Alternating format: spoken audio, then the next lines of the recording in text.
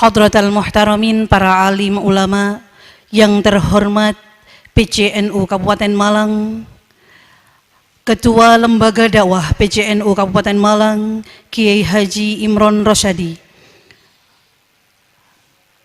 yang terhormat Bapak Maufur, narasumber kita pada pagi hari ini, para tamu undangan yang berbahagia.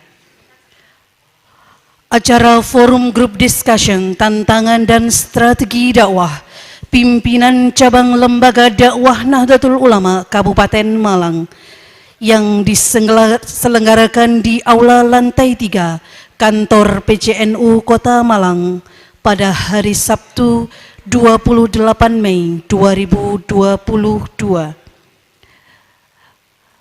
Dan saya ucapkan selamat datang kepada seluruh hadirin peserta Forum Group Discussion Tantangan dan Strategi Dakwah pada pagi hari ini. Hadirin yang kami hormati, puji syukur kita kepanjatkan kepada Allah Subhanahu wa Ta'ala yang telah memberikan kita kenikmatan yang sulit diukur berupa kehidupan. Salawat beriring salam semoga terlimpahkan kepada Nabi Agung Muhammad sallallahu alaihi wasallam yang kita nantikan syafaat beliau fi yaumil qiyamah. Saya Vina Maulida sebagai pemandu acara pada hari ini. Hadirin yang kami hormati, untuk mengawali acara ini marilah kita buka dengan bacaan suratul Fatihah. Semoga acara berjalan dengan lancar. Ala hadhihi niyah bi syafaati Rasulillah sallallahu alaihi wasallam. Al-Fatihah.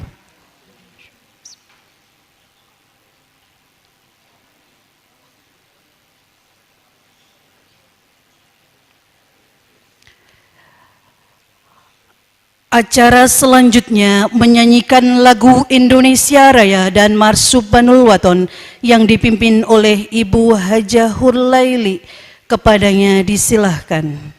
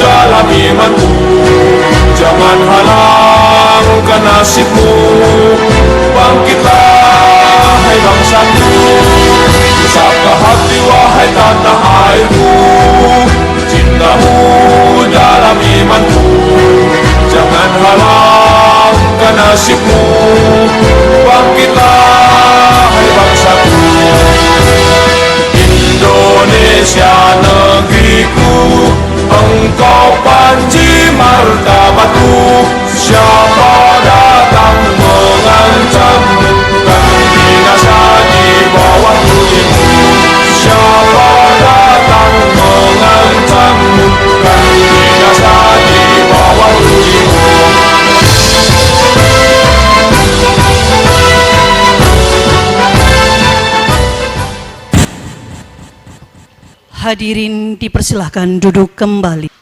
Pembacaan SK pengangkatan tim multimedia Lembaga Dakwah Nahdlatul Ulama Kabupaten Malang dilanjutkan dengan launching multimedia LDNO Kabupaten Malang yang akan disampaikan oleh Ustadz Ahmad Baidawi. Kepada beliau disilahkan. Assalamualaikum warahmatullahi wabarakatuh. Bismillahirrahmanirrahim. Pengurus Cabang Nahdlatul Ulama Kabupaten Malang, Lembaga Dakwah Kabupaten Malang memberikan surat tugas yang isinya surat tugas nomor 001-A2-Romawi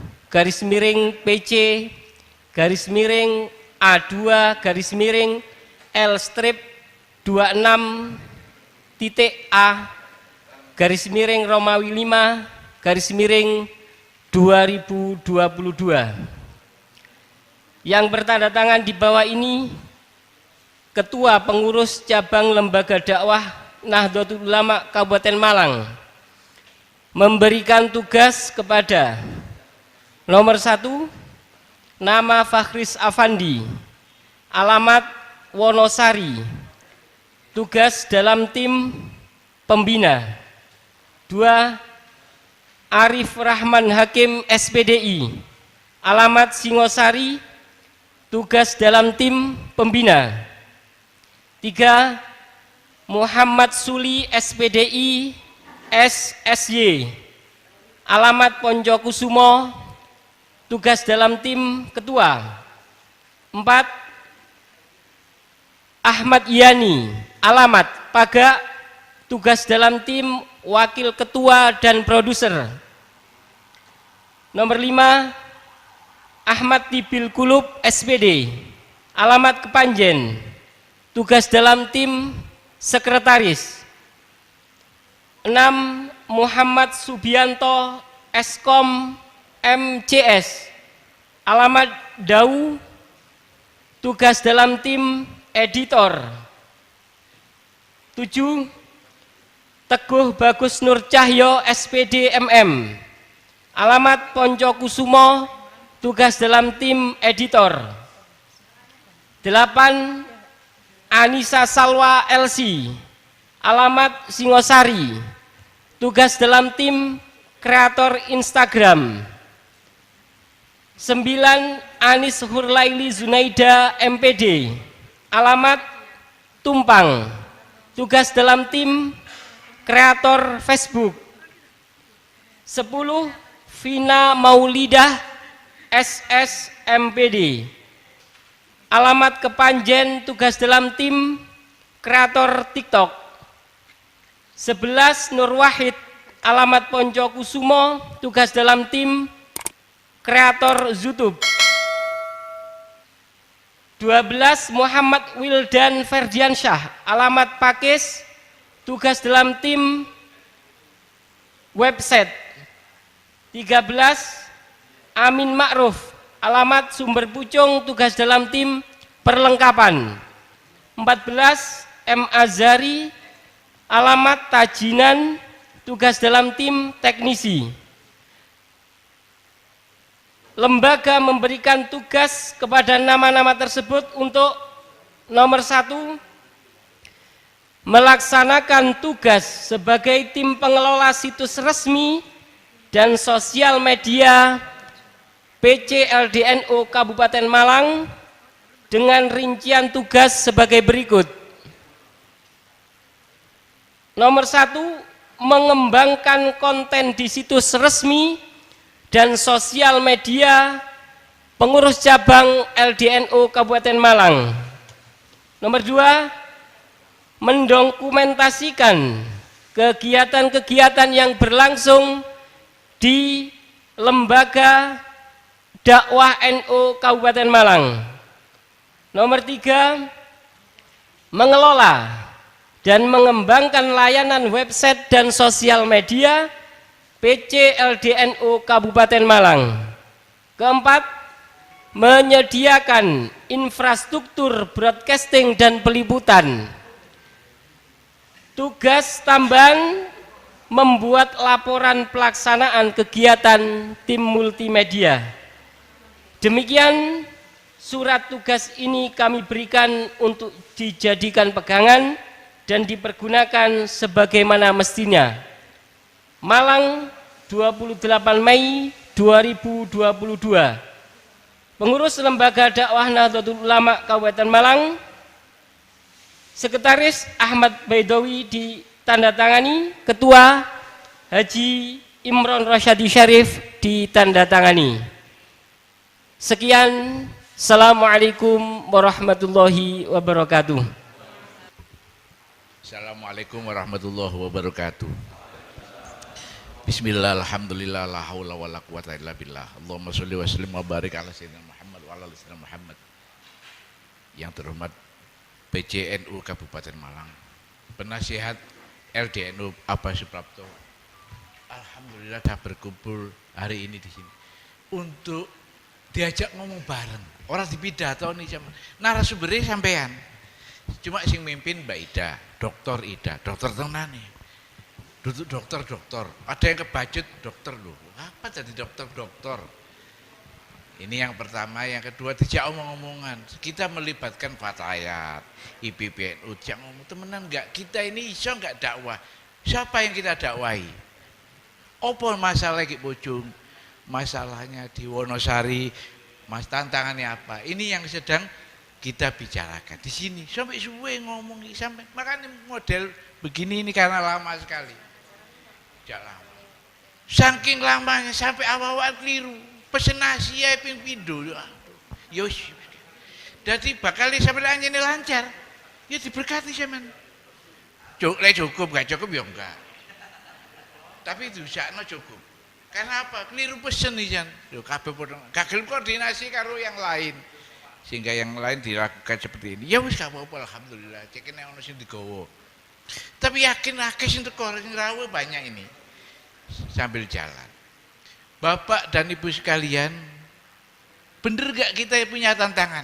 Ini yang kita awasi. Makanya tak kebut ini yang tadi ngecek semalam ngenteni suwe ngono. Multimedia suwe ternyata ala-alayan wis. Suwe pokoke wis tak tunggu sampai mari wis. Jam 10:30 ketemu iki. Wah, akhirnya ada di sini saya tidak tahu ada Gus Mukorobin. Rawuh apa belum? Dari Tajinan. Gus, ya iya mek Tajinan tok iku. Nah ini yang kecil-kecil yang tim-tim ini ya bakal iki gak di duit.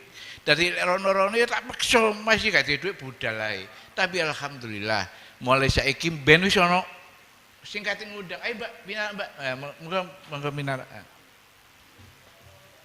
Itulah Bapak-bapak sekalian. Maka saya berharap kepada PCNU yang diwakili oleh Bapak Daniel untuk memberikan arahan pada acara fokus group discussion ini. Mudah-mudahan acara ini bermanfaat, lancar. Wallahul muwaffiq ila aqwamit thoriq. Wassalamualaikum warahmatullahi wabarakatuh.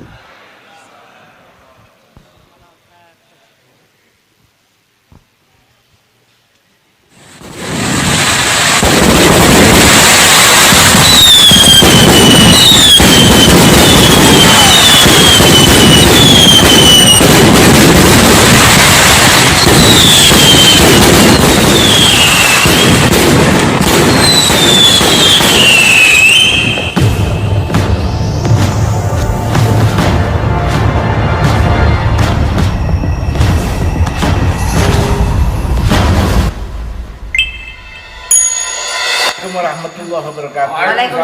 Hari ini saya dengan teman-teman bergembira dapat bersama-sama untuk meresmikan multimedia PCLDNU Kabupaten Malang. Kami nyatakan bahwa pada hari ini Sabtu 28 Mei 2022 kami resmikan multimedia PCLDNU Kabupaten Malang. Semoga bermanfaat untuk umat. Assalamualaikum warahmatullahi wabarakatuh.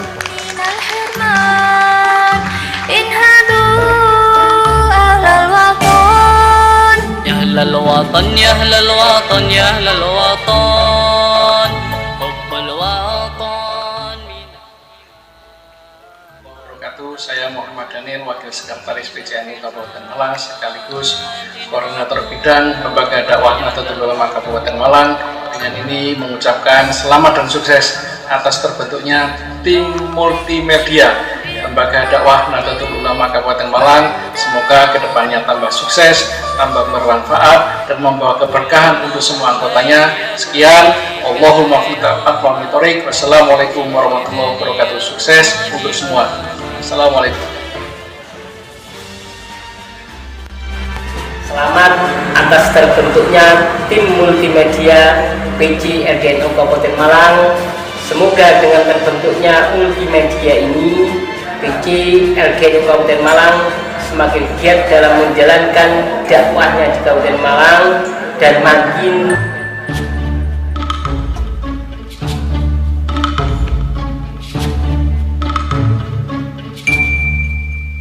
Pusaka hati wahai tanah airku.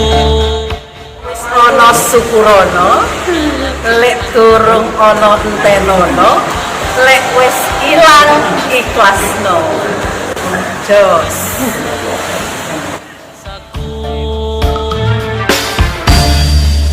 Pusaka hati wahai tanah airku.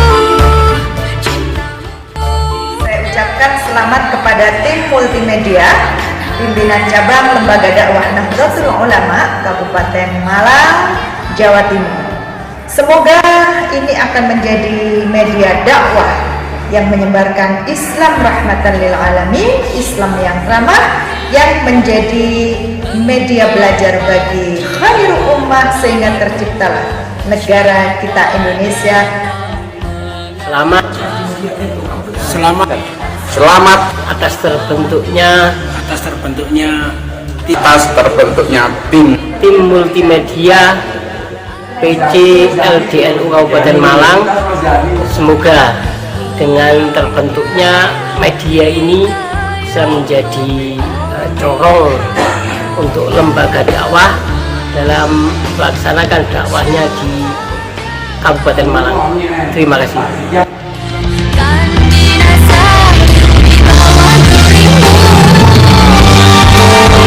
Alamin. Sambutan kedua dari PCNU Kabupaten Malang yang akan disampaikan oleh Abah Haji Daniel Boy SH. Kepada beliau disilahkan.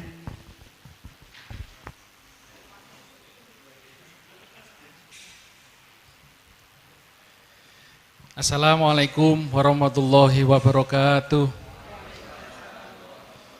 Bismillahirrahmanirrahim. Alhamdulillahirabbil alamin wa bihi nasta'inu ala umur dunya waddin. Wassalatu wassalamu ala asrofil anbiya'i mursalin sayyidina wa maulana Muhammadin wa ala alihi wa sahbihi ajmain. Amma ba'du. Ingkang kula hormati pembina dari Lembaga Dakwah Nahdlatul Ulama, senior saya Bapak Haji Suprapto, Ketua PCLDNU Kabupaten Malang, Bapak Haji Imron Rosadi Syarif, dan yang kehormati para ustadz, para gus, para ning yang saya muliakan. Alhamdulillah, puji syukur kehadirat Allah Subhanahu wa taala karena rahmat dan hidayahnya sehingga kita bisa berkumpul, bisa hadir dan bisa sempat hadir di majelis yang penuh barokah ini. Semoga kita semua mendapatkan manfaat dari acara ini. Amin. Sholawat serta salam marilah kita aturkan pada junjungan kita Nabi besar Muhammad Sallallahu Alaihi Wasallam.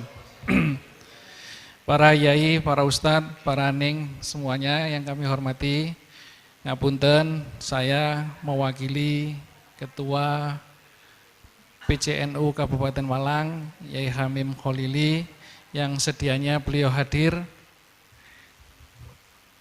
di majelis ini, namun berhubung ada acara yang bersamaan, nggih. Hari ini di Hotel Miami Kepanjen, ada Harla Ansor dan Fatayat, nggih. Jadi bersamaan.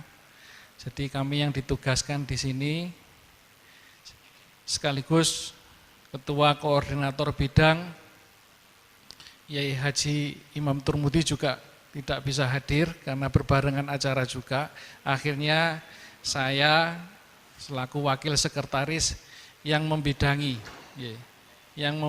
lembaga dakwah Nahdlatul Ulama ini ditugaskan untuk hadir menyampaikan dan menyaksikan FGD yang dilaksanakan oleh Lembaga Dakwah Nahdlatul Ulama Kabupaten Malang.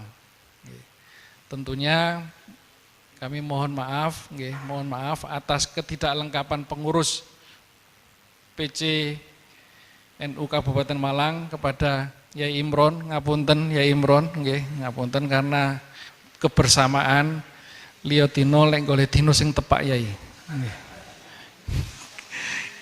Sebenarnya sudah pas karena waktunya, namun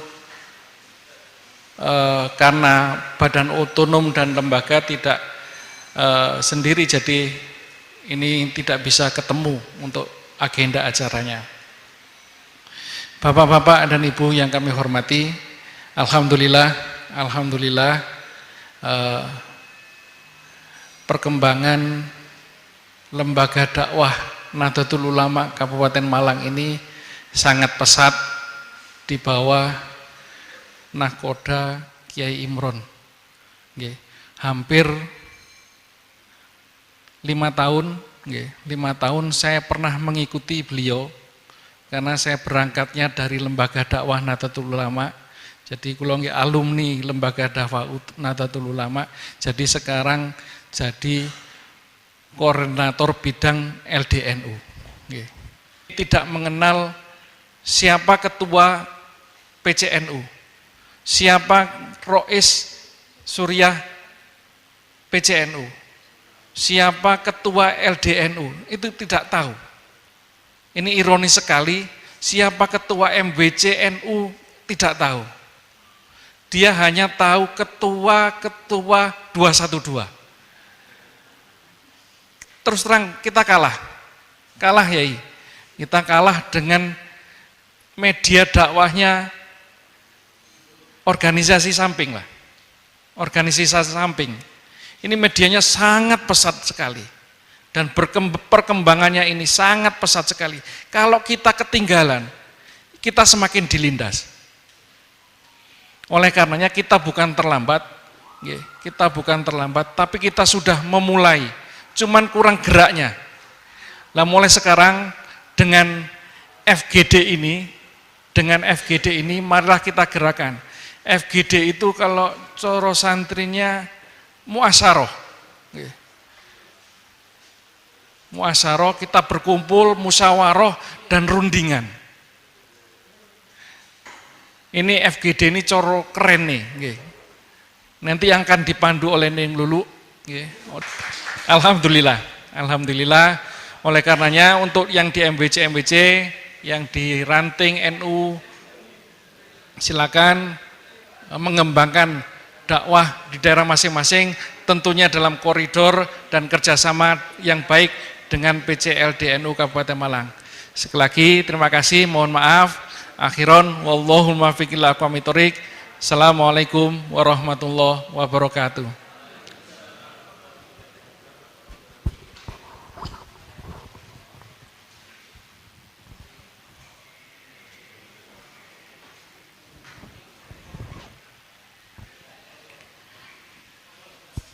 Terima kasih kami sampaikan. Selanjutnya doa akan dipimpin oleh Abah Suprapto. Kepada beliau kami persilahkan.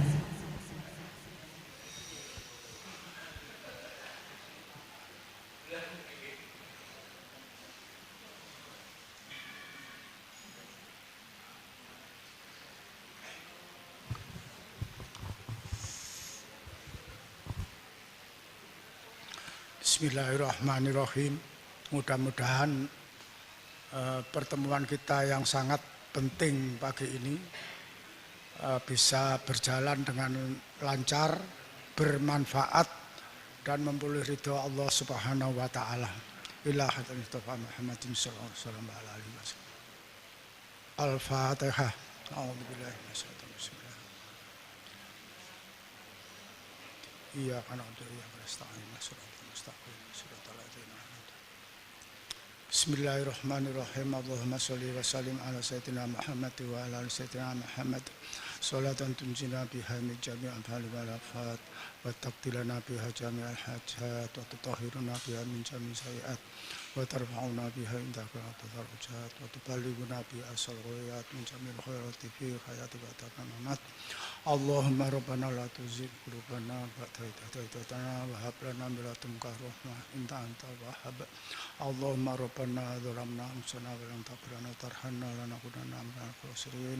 Rabbana atina min ladunka rahmatan wa inna min amrina rasada. Rabbana atina fid dunya hasanah wa fil akhirati hasanah wa qina adzabannar. Wa sallallahu ala sayyidina Muhammad wa ala sayyidina Muhammad. Alhamdulillahi rabbil alamin. Al-Fatihah.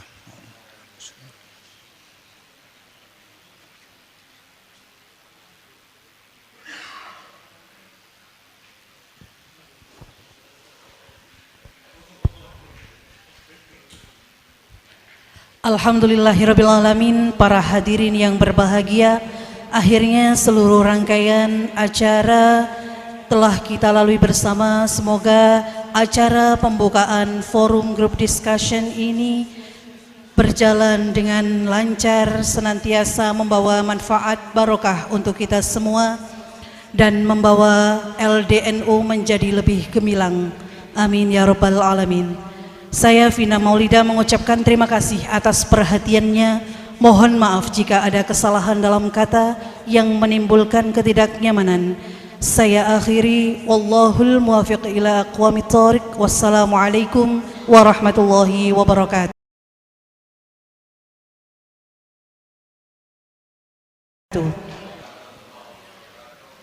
Masih semangat? Masih. Pun sarapan? Dereng.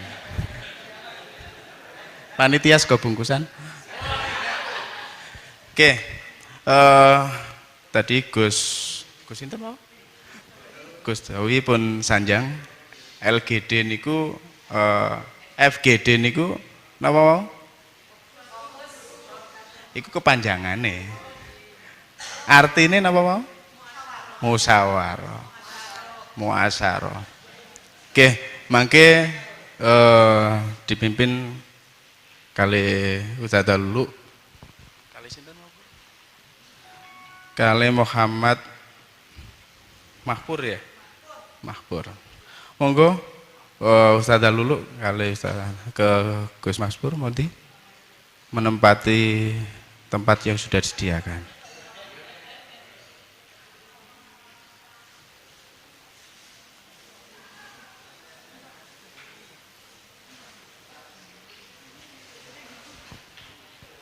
Gus Mahpur ya.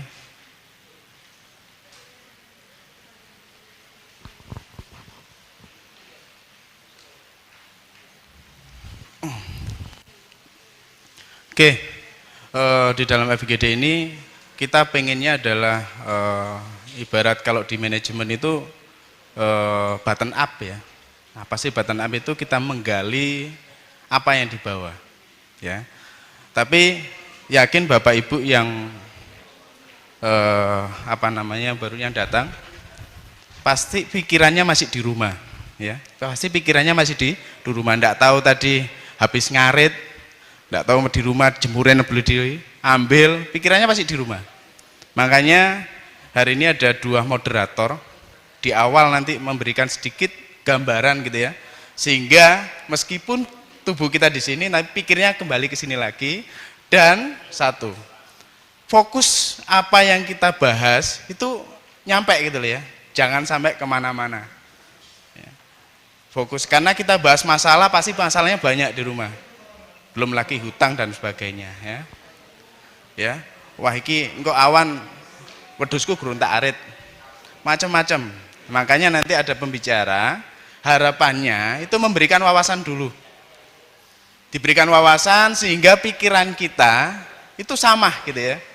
Kemudian baru membahas tentang masalah yang ada ya. Oh, dengan masalah fokusnya yang sama. Mungkin di bidang yang berbeda. Oke, di awal udah ada rian nggih untuk yang bahas materinya. Gitu. Saya masalahnya coba saya. Iki contoh. Belum fokus. Bentar. Cek atau karaokean dulu ya. Sekedap nggih. Ini kita semuanya narasumber. Disebutkan di slide bahwa kita semuanya narasumber. Berhak untuk ngomong, wajib untuk ngomong ya. Ya, jangan ada yang malu-malu. Oke, monggo di awal Ustadzah Lulu untuk memberikan sedikit wawasan gitu ya. Monggo, enggak banyak, mungkin 10 menit. Ya. Assalamualaikum warahmatullahi wabarakatuh. Assalamualaikum warahmatullahi wabarakatuh. Siapa kita? Siapa kita? Ya, Bapak Ibu yang saya hormati, Bapak Ibu semua di sini adalah narasumber. Saya hanya memfasilitasi. Sebelum kita masuk pada fokus group discussion, saya hanya ingin menyampaikan dari tadi Abah Imron menyebut-nyebut Mbak Ida. Mbak Ida itu saya. Pak Subianto menyebut Ustadzah, yang dimaksud juga saya. Kemudian kalau orang tua saya memanggil Farida. Monggo terserah Anda selanjutnya. Bapak Ibu yang saya hormati, saya lebih senang berdiri ya. Saya hanya ingin menyampaikan bahwa kita sebagai warga Nahdlatul Ulama memiliki tugas yang sangat berat. Pertama, untuk menjaga keamanan dan perdamaian baik di masyarakat, bangsa, negara maupun di seluruh dunia sebagai rahmatan lil alamin. Sementara saat ini dunia dan lebih masuk lagi ke Indonesia, kita sedang berhadapan dengan kelompok yang sama dengan kita, mengaku sebagai gerakan Islam rahmatan lil alamin, namun faktanya dengan gerakan mereka yang mereka sebut bela Islam, bela agama, menegakkan syariat Islam, justru menjadi musuh dan memusuhi Nahdlatul Ulama. Dan harus diakui, kalau tadi Abah Imron berkata di Malang tempat sembunyinya teroris, itu dulu bapak-bapak, mbak-mbak. Saat ini bukan hanya tempat sembunyi, nanti biar disampaikan oleh Mas Mahpur penelitiannya kalau ada. Bukan hanya tempat sembunyi, tapi bahkan orang dekat kita, keluarga kita, saudara kita yang NO sekalipun, pola pikir, gaya pikir, cara bertindak, menyikapi dan merespon isu sosial, ekonomi, politik, budaya sudah terkontaminasi cara berpikir mereka. Bapak Ibu merasakan ini? Merasakan ini? Ada dalam keluarga? Ada di tetangga? Ada di teman kita? Ya, faktanya kalau dulu yang ditangkap Nurdin M. Top adalah buronan internasional dari luar negeri, istrinya adalah mahasiswi Brawijaya dari luar kota. Hampir tiap tahun buronan-buronan tertangkapnya di Malang. Dan beberapa hari lalu mahasiswa UB, teroris yang terlibat dengan JAD juga ditangkap di Malang. Itu dulu orang luar kota, tapi hari ini ancaman sudah ada di dekat kita. Bukan hanya orang luar, tapi 2018 siapa yang tertangkap? Penduduk Malang. Sudah terbangun jejaring aktivis teroris internasional. Ampel Gading, Ampel Asri kalau nggak salah. Penduduk asli. Tetangga saya, oh tetangganya ya. Tetangga saya, GPA, itu tempat persembunyian yang sering kali, Masya Allah. Anak saya pulang sekolah, "Ma, ada tembak-tembakan di sana di pinggir jalan." Ternyata tetangga saya. Dulu itu mereka hanya para orang luar yang sembunyi. Tapi hari ini, Bapak Ibu, dunia pendidikan, awalnya mereka berdiri dengan mengambil santri dari luar. Saat ini tetangga-tetangga kita sudah masuk ke dalam mereka. Bahkan keluarga saya, terutama saya sangat merasakan pada saat menjelang Pilpres dan menjelang Pilkada DKI. Begitu saya menyuarakan suara wasatiyah, jangan ke barat-baratan, jangan ke timur-timuran. Jangan anti Cina tapi juga jangan anti Amerika. Wasatiyah adalah ummatan wasaton yang harusnya berada di tengah, membela yang benar, bukan membela siapa. Membela kebenaran adalah wasatiyah dan ini dibutuhkan kecerdasan. Apa yang terjadi? Tidak jarang Bapak Ibu. Saat itu saya belum aktif di sosial media manapun kecuali di Facebook.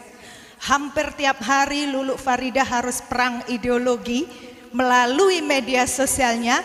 Tidak jarang Lulu Farida disebut liberal, PKI, bahkan lonte.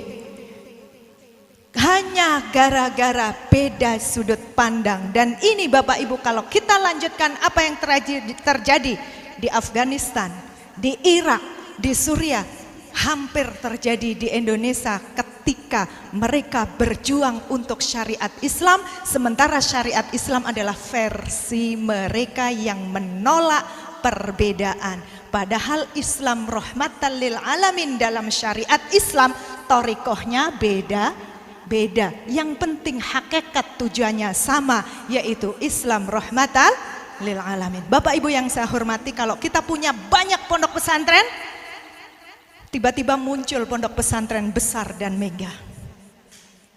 Karangploso, tetangga saya, ada pondok pesantren orang tua saya PPAI Darun Najah berdiri dari tahun 67. Santrinya sampai hari ini baru 1000. Puluhan tahun. Kelompok sebelah mendirikan pondok pesantren mewah megah. Pondok pesantren kita gratis, cari santri susah ya. Mereka inden saja 30 juta. Itu sudah antri sampai nolak-nolak. Betul apa betul? Ya, ini tantangan kita, masa depan kita. Mereka, Bapak Ibu, siapa dai viral saat ini yang Bapak Ibu kenal? UAS, siapa lagi? Bahasa Lama, siapa lagi? Abdul Somad, siapa lagi? Adi Dayat, siapa lagi? Siapa? Hanasi. Kok nggak ada yang nyebut Gus Muafik dari tadi? Nah, baru. Kok nggak ada yang nyebut Gus Bahak dari tadi? Padahal sama-sama viral tuh. Itu artinya apa? Yang ada di otak kita itu mereka. Itu kita yang orang NO loh. Apalagi yang nggak ngerti NO. Begitu buka YouTube, Pak, Bu, siapa yang muncul pertama paling atas? Jujur Pak. Ya. Saya buka siapapun paling atas, rating paling tinggi, pasti muncul nama-nama yang Bapak sebutkan tadi.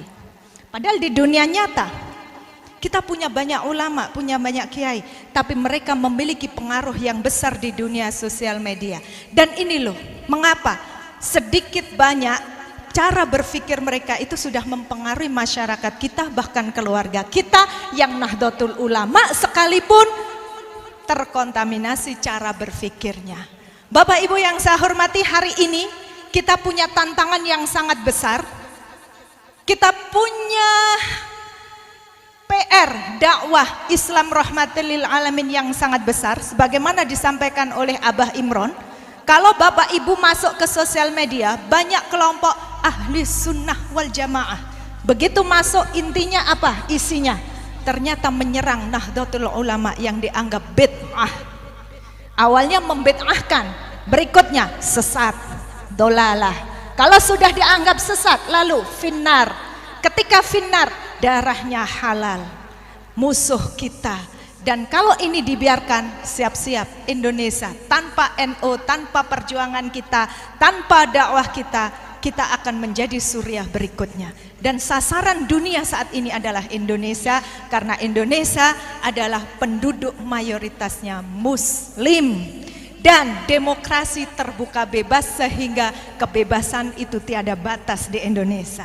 Tinggal NU yang sekarang garda terdepan. Pemerintah tidak bisa berbuat karena tidak ada perlindungan undang-undang untuk melarang gerakan mereka. Hanya bisa membubarkan organisasinya, tapi manusia-manusianya tetap berjalan dengan nama yang berbeda, bentuk yang berbeda, dan itu ada di sekitar kita. Mereka terstruktur dari internasional, nasional, hingga ke lokal. Bapak Ibu pernah mengajak tetangganya ke masjid, tiap waktu ngetok pintu diajak ke masjid? Belum. Sementara mereka Bapak Ibu datang hari ini ditolak, besok nggak mau, lusa nggak mau, begitu seterusnya. Itu beda kita. Mereka ibarat sales yang luar biasa. Karcisnya adalah surga bagi mereka. Kita ngaji tiap Jumat apa Pak? Di sana. Siapa yang datang di sana? Bagaimana dengan yang di perumahan-perumahan? Bapak Ibu pernah menawarkan diri jadi imam di masjid? Kalau ditolak maksa, mereka datang dan maksa. Di tempat saya masjid, makanya banyak masjid NU direbut oleh orang mereka. Kenapa? Karena lek wong NU monggo jenengan mawon, sementara mereka aku ae kon nyingkiro. Ya. Sampai di tempat saya masjid diberi syarat yang sekiranya dia tidak bisa masuk, itu gimana caranya? Untungnya takmir masjidnya alumni Lirboyo. Di perumahan yang heterogen yang macam-macam. Berapapun orangnya saya tetap ajak ngaji, mau satu orang pun monggo ngaji. Itu di dunia nyata, belum di dunia maya. Banyak tugas di antara kita. Baik Bapak Ibu semua yang ada di sini, kami ingin Bapak Ibu sharing, memberikan pendapatnya. Saya tidak akan banyak bicara dan tidak akan menyampaikan banyak hal. Ada kertas, nanti Bapak Ibu kalau saya suruh ngomong satu-satu waktunya nggak cukup ya. Saya ingin Bapak Ibu bicara, menyampaikan simple apa ada di masalah di daerah jenengan, keluarga jenengan, tetangga jenengan, ada masalah apa saja. Singkat, padat, dan berisi. Nanti dari data-data yang Bapak Ibu sampaikan ini, pengalaman Bapak Ibu, pengamatan Bapak Ibu, kumpulkan ke kami, nanti akan kita jadikan landasan untuk mengatur. Lalu strateginya apa kalau ada masalah seperti ini? Kami tidak ingin membuat program kalau program itu hanya di atas langit tapi tidak membumi. Kami ingin program Lembaga Dakwah NU adalah program yang langsung bersentuhan dengan masyarakat kita, baik yang di dekat kita maupun yang jauh juga bisa mengambil manfaatnya. Kami persilahkan kepada Pak Mahpur untuk menyampaikan sekelumit cerita tantangan perubahan sosial dan pengembangan dakwah. Beliau adalah dosen sekaligus pejabat sebagai apa Pak? Di UIN, eselon berapa Pak? Jurusan psikologi. Banyak penelitian-penelitian beliau bagaimana tentang intoleransi, tentang ancaman bangsa negara ini dan seterusnya. Kami persilahkan, waktu kami berikan 10 menit maksimal 15 menit. Nggak usah panjang-panjang, yang penting dikompori aja Bapak-bapak dan Ibu-ibu di sini.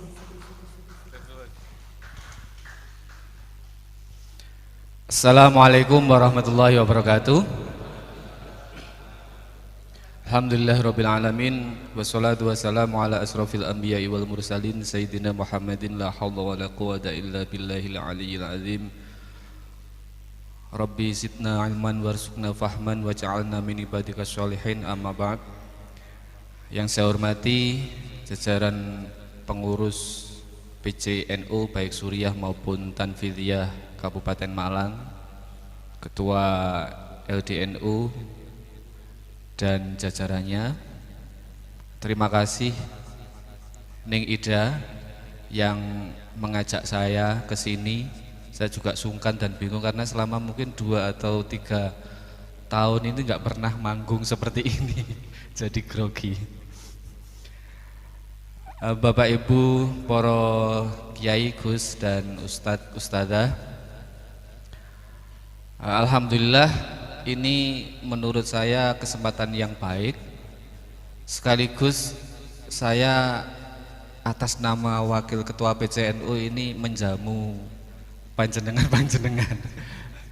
Semoga kerasan di sini dan salam dari jajaran pengurus PCNU untuk panjenengan semuanya. Dan forum ini disetting seperti ini menjadi menarik. Di PCNU ini tidak pernah disetting seperti ini, Ning. Ini kreativitas beliau. Jadi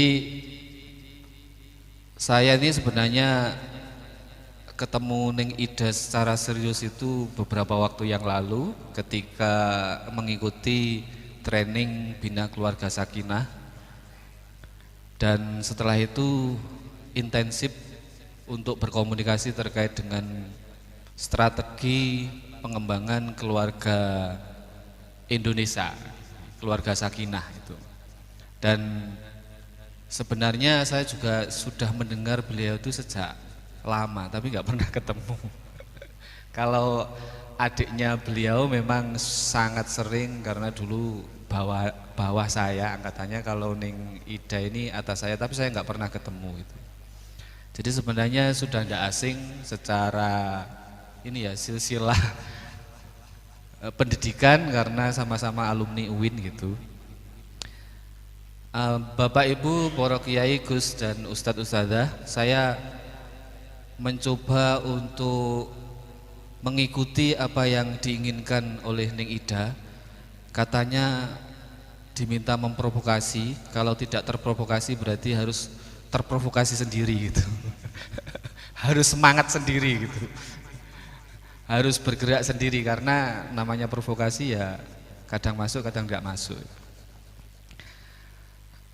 Saya nitip kalau Bapak Ibu panjenengan semuanya punya anak yang sudah lulus S1, kebetulan saya mengelola program studi S2 psikologi, bisa segera daftar ke UIN. Nah, sedikit saja yang ingin saya sampaikan, semoga ini juga sedikit juga, tidak lama-lama.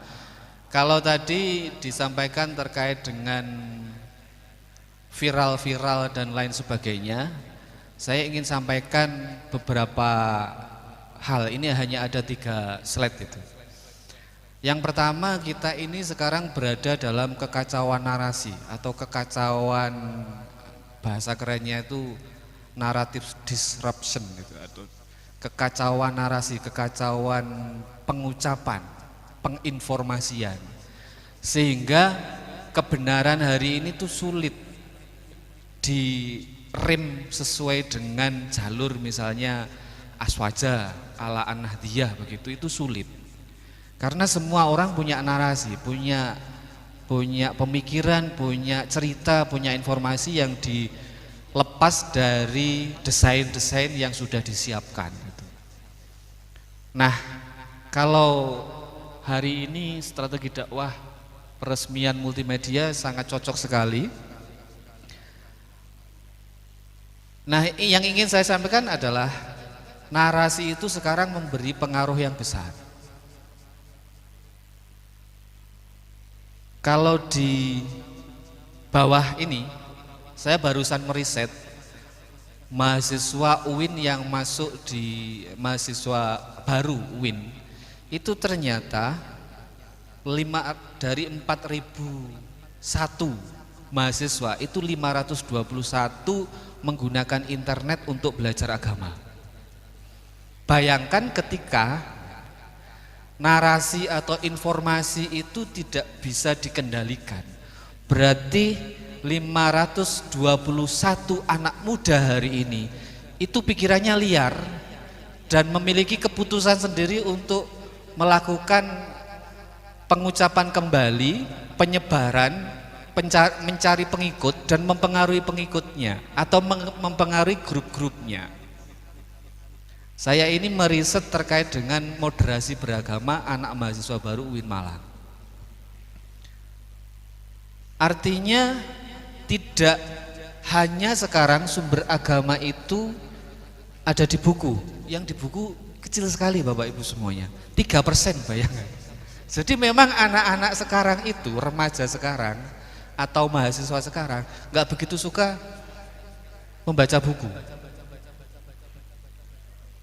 Yang pengetahuan agamanya dari sekolah itu 675.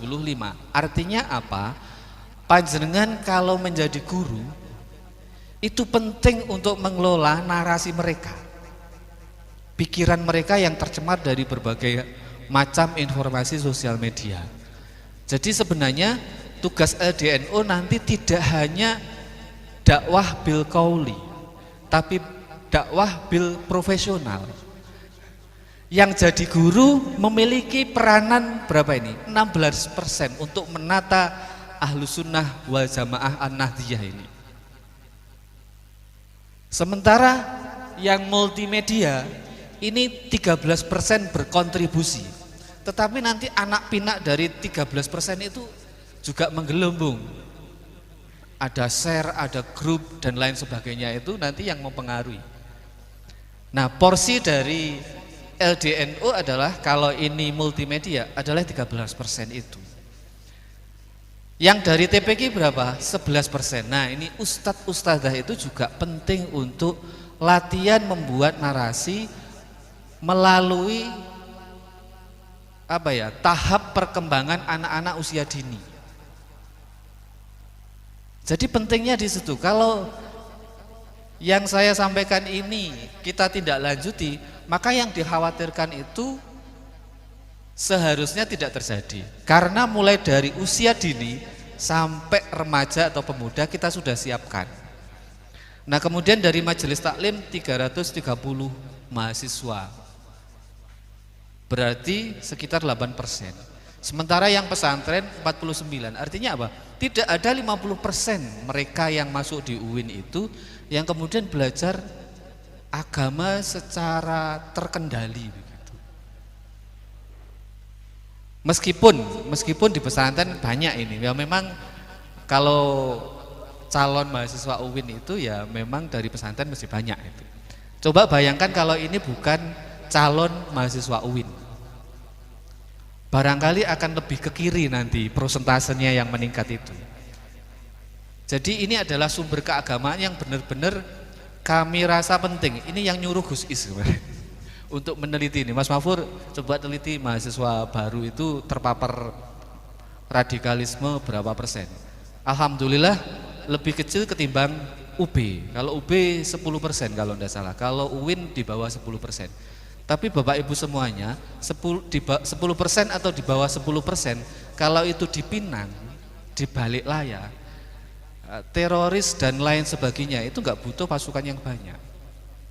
Cukup 5 atau 1 orang itu bisa menggegerkan dunia, menggegerkan Malang, menggegerkan Jawa Timur. Kalau data saya ini terbaca dan kemudian dicari, maka ya ada potensi radikalisme mahasiswa UIN itu ada. Datanya ada di saya semuanya yang saya riset. Jadi klik itu misalnya siapa yang terpapar ini bisa dalam waktu 5 menit nggak sampai atau 1 menit sudah ketemu anaknya gitu. Jadi PR-nya Gus Is waktu dulu Wakil Rektor 3 itu meminta saya untuk mendeteksi itu. Nah, ini adalah strategi tidak hanya multimedia tetapi skill-skill yang melingkupi multimedia itu apa? Bahasanya itu sekarang adalah konten. Kita harus menguasai konten. Jadi memiliki pengaruh besar dan sangat privat, sangat individual. Bahkan kita itu tidak bisa mengendalikan anak kita untuk tidak terpapar yang namanya sosial media. Tidak bisa. Saya jamin 90% tidak bisa. Dia punya caranya sendiri, dia punya kesukaannya sendiri yang nanti bapak ibunya sukanya juga sendiri-sendiri gitu. Nggak bisa kita mengendalikan. Bahkan kesukaan konten istri saya yang jadi musuh dalam selimut itu nggak bisa kita kendalikan loh. Sebegitu dekatnya kita, sebegitu intimnya kita, tapi kita nggak bisa mengendalikan. Ya jelas berbeda-beda gitu. Kemudian kompleks itu ruwet. Jadi kebenaran hari ini ruwet. Ruwetnya bukan main. Dan ini memang perubahan atau peradaban informasi itu memang ruwet. Ya bikin stres gitu. Kita bikin stres, tapi tidak bisa mengendalikan. Nah, peran-peran LDNU ini sangat penting untuk menata agar umat ini tidak kompleks, angel diatur akhirnya, atau angel dikendalikan. Karena ya memang konsumsi pengetahuannya sudah cukup liar, sehingga melahirkan yang namanya kepercayaan semu. Kepercayaan semu itu bener yo, salah yo sudah jadi bener itu sudah jadi salah. Kita nggak tahu. Kecuali mungkin Neng Ida yang ada Instagramnya, kemudian kita bisa cek, Neng ini bener ya. Tapi kalau yang lainnya, kita tidak bisa mengakses orangnya langsung. Itu harus men-tracking gitu, harus memilih-milih, mengurutkan ini bener apa enggak. Jadi penuh dengan tipu muslihat, antara benar dan tidak benar itu batasnya tipis. Nah ini Bapak Ibu semuanya, ini masa depan yang sudah terjadi dan kita bayangkan 10 tahun atau 20 tahun ke depan, ketika kita sudah tua-tua gitu, sementara anak-anak kita sudah menginjak dewasa. Maka yang perlu kita pahami adalah budaya baru bagi perkembangan manusia masa depan. Anak kita akan benar-benar berbeda dengan kita. Remaja hari ini, para santri hari ini mungkin berbeda dengan kita di masa hari ini dan masa akan datang. Oleh karena itu, yang perlu kita perhatikan adalah narasi dan pengaruh digital. Maksudnya apa? Jadi informasi-informasi itu sekarang banyak, atau perubahan-perubahan itu banyak ditentukan oleh followernya berapa, subscribernya berapa. Jadi yang mengikuti itu berapa. Boleh jadi panjenengan kita ya di NU koyok-koyok menang. Waduh, aku pengurus PCNU mesti sak kabupaten, sak kota Malang itu manut pengurus PCNU. Loh, belum tentu. Justru Deddy Kobuser itu pengaruhnya lebih besar ketimbang PCNU Kota Malang atau PCNU Kabupaten Malang. Karena apa? Kalau kemarin kita geger-geger LGBT itu membuktikan bahwa yang dominan mempengaruhi itu adalah yang followernya 1, sekian juta itu, bukan PCNU-nya, bukan LDNU-nya. Sekarang LDNU-nya subscribernya berapa, followernya berapa, berapa kali dibagikan konten-kontennya itu ke banyak orang. Jadi inilah yang kemudian saya sebut sebagai manajemen hashtag. Neng Ida, jadi nanti ada pelatihan-pelatihan teknis tentang manajemen hashtag. Hashtagnya apa? Mungkin teman-teman yang muda-muda ini sangat paham itu. Saya sampaikan di UIN, saya juga mendorong bahwa manajemen hashtag itu harus kita kuasai. Kemudian orang kreatif dan produktiflah yang menang. Saya sampaikan gini, sok-sok atau kita merasa sudah nyaman, jamaah di majelis taklim desa kita atau di kecamatan kita sudah banyak, kita sudah tenang, adem ayem. Tapi Deddy Kobuser dan lain sebagainya tadi itu 1, sekian juta, itu berapa persen telah mengendalikan informasi dan mengubah cara pikir orang-orang Indonesia. Penelitian saya tidak sampaikan di sini, ini juga ngeri. Anak muda itu bisa diubah sikapnya dari menolak LGBT menjadi menerima LGBT. Dari menolak sesuatu menjadi menerima sesuatu. Ini apa? Dia sering membaca ini loh, cerita-cerita manga namanya, cerita-cerita Jepang itu, Korea itu. Nah sekarang kan film-film Korea banyak lagi tuh, banyak sekali kan. orang-orang atau anak muda ini yang gandrung dengan film Korea itu. Bahkan mahasiswa saya itu ada yang bikin ini, meneliti ya, ada anak remaja yang gandrung dengan Korea dan komik Jepang, itu bikin guling itu seperti miniaturnya tokoh-tokoh kartun itu. Ya itu dikeloni, diintimi gitu. Karena apa? Dia terpapar dengan cerita-cerita itu.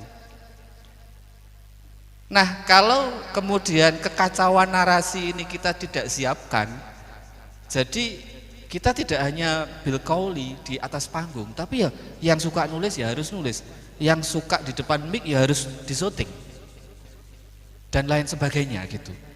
Nah, orang kreatif dan produktiflah yang menang. Nah, Bapak Ibu semuanya, jadi dakwah itu kalau menurut saya itu beragama masih sebagai sebuah pengetahuan. Nah, menurut saya harus dikembangkan sampai 5 ini. Sebagai kesejahteraan pribadi, agama sebagai spirit atau motivasi, piye lek wong dodolan itu dengan agama akhirnya iso sejahtera, warungnya iso berkembang, misalnya begitu. Beragama sebagai kualitas hidup bersama. Jadi ono sing sangat pinter beragama, ono sing tidak pinter beragama, ada yang agamanya berbeda. Maka kita harus punya gerakan-gerakan yang berbeda-beda. Yang terakhir adalah beragama sebagai pengelola kebangsaan. Jadi kalau saya di PCNU ini kemarin dimintai untuk mengawal perwali terkait dengan kehidupan umat beragama. Nah, itu kami dorong bagaimana Pak Sutiaji itu bisa menggedok perwali baru. Nah, ini bagian dari cara kita. Jadi pilihannya akan banyak dan tidak bisa kita lakukan sendiri. Harus dengan pakar ini, harus dengan ahli hukum, harus dengan yang lainnya. Untuk meningkatkan ini tadi, potensi atau aset kita bisa menjadi alat perang. Tapi kalau kita tidak tahu aset kita sebagai alat perang, kemarin saya sampaikan ke teman-teman Asor Gedung Kangdang, sampean itu koyoke gagah Mas karo Banser, tapi aset sampean untuk perang itu apa? Lah gak ngerti. Nah sekarang aset perangnya apa? Karena apa? Orang yang kreatif dan produktif lah yang akan memberikan pengaruh. Terakhir, nyuwun sewu. Mek telu yo dawa. Jadi oke, sekarang bonus demografi. Anak-anak kita nanti atau anak-anak usia 15 sampai sekian itu nanti yang akan menjadi pemimpin. Kita siapkan seperti apa? Jadi nggak bisa hanya di atas panggung, hanya di atas mimbar.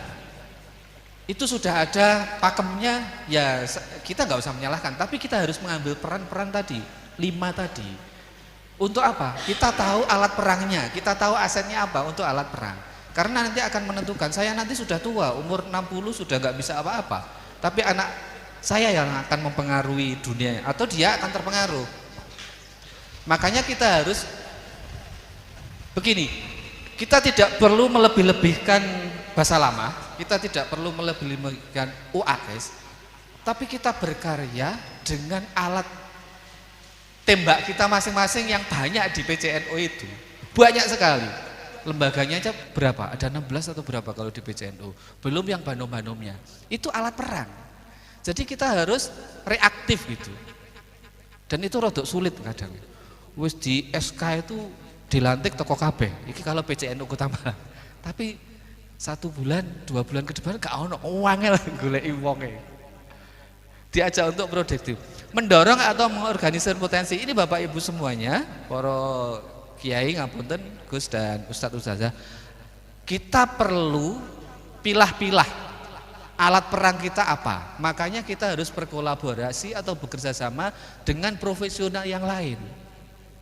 Saya orang psikologi, Ning Ida orang atau manajemen pondokan, nah ini harus berkolaborasi.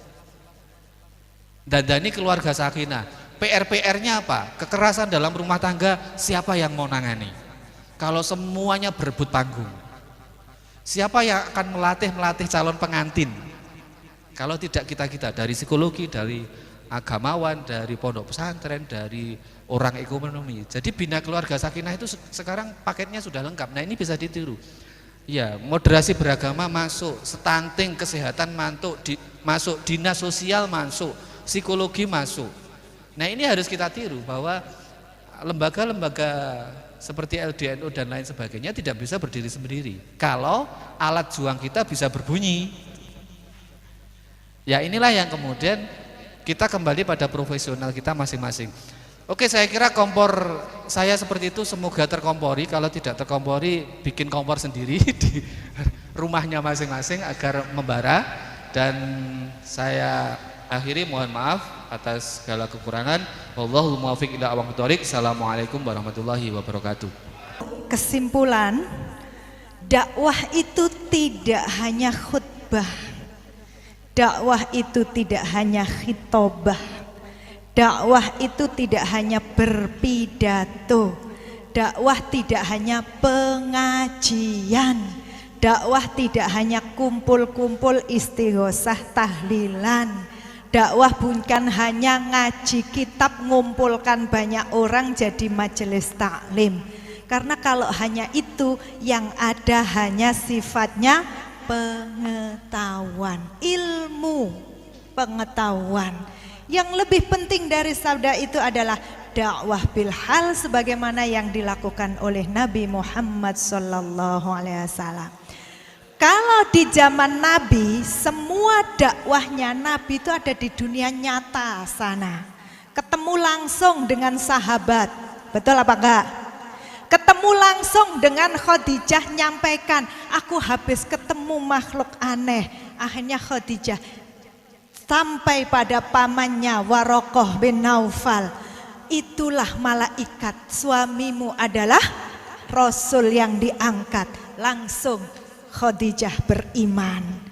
Datang lagi kepada orang lain, aku bertemu mendapatkan wahyu Iqra. Datang orang per orang, pendekatan personal. Jauh lebih penting Nabi nggak pakai panggung Bapak Ibu ya. Nabi nggak pakai mimbar pada saat itu. Nabi yang dilakukan adalah bukan hanya pengajian, tapi gerakan sosial, gerakan ekonomi, gerakan politik, gerakan budaya dan sebagainya dengan mempengaruhi hati, cara berpikir yang menggerakkan raga manusia sehingga berbondong-bondonglah manusia masuk Islam dengan ketulusan hati beriman. Cara berpikir sesuai keimanan, masuklah raganya bersyahadat.